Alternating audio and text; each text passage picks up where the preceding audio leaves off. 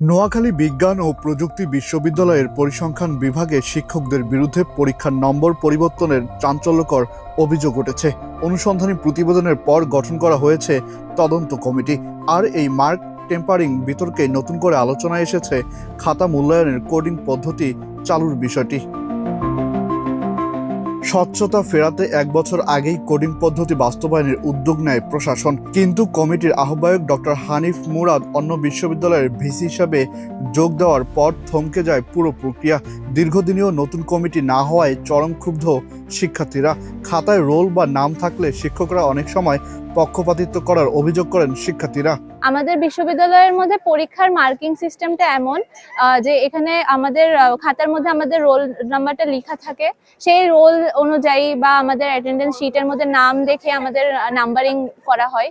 কিন্তু এখন দেখা যাচ্ছে যে এটার মধ্যে একটা পার্সিয়ালিটির বা বায়াসনেস থাকে, যে টিচারের ফেভারিটিজমের মধ্যে যারা পড়ে তারা হচ্ছে নাম্বারটা একটু বেশি পায়, বা যে আসলে যোগ্য সে ওই অনুযায়ী নাম্বারটা পায় না। আমাদের প্রশাসনের কাছে প্রশ্ন, আপনাদের শুভবুদ্ধির উদয় কবে হবে? শিক্ষার্থীরা বারবার এটা নিয়ে কথা বললেও প্রশাসন সেটার মধ্যে কর্ণপাত করেনি, যার কারণে শিক্ষার্থীরা যেমন ভোগান্তিতে পড়ছে, তেমনি পিএল আসলে তাদেরকে সবচেয়ে বেশি সমস্যার সম্মুখীন হচ্ছে। এই কোডিং সিস্টেমটা কেন যেন ওপেন করা হলেও পরবর্তীতে এটা আর কার্যকর করা হয়নি। 3টা ডিপার্টমেন্টে এটা ইমপ্লিমেন্ট করা হয়েছিল।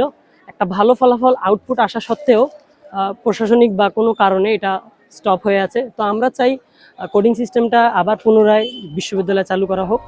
শিক্ষার্থীদের দাবি, ব্যক্তিগত সম্পর্ক বা পক্ষপাতের প্রভাব মুক্ত করতে দ্রুত পরিচয় গোপন রেখে খাতা মূল্যায়নের ব্যবস্থা করতে হবে।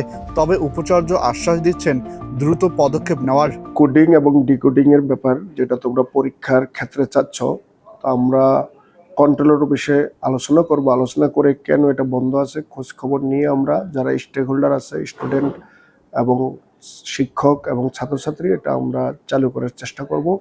এটা আমাদের আগ্রহ আছে যাতে পরীক্ষাগুলো নিরপেক্ষভাবে হয় এবং আমাদের ছাত্ররা যাতে নিরপেক্ষভাবে তাদের মূল্যায়নটা পায়।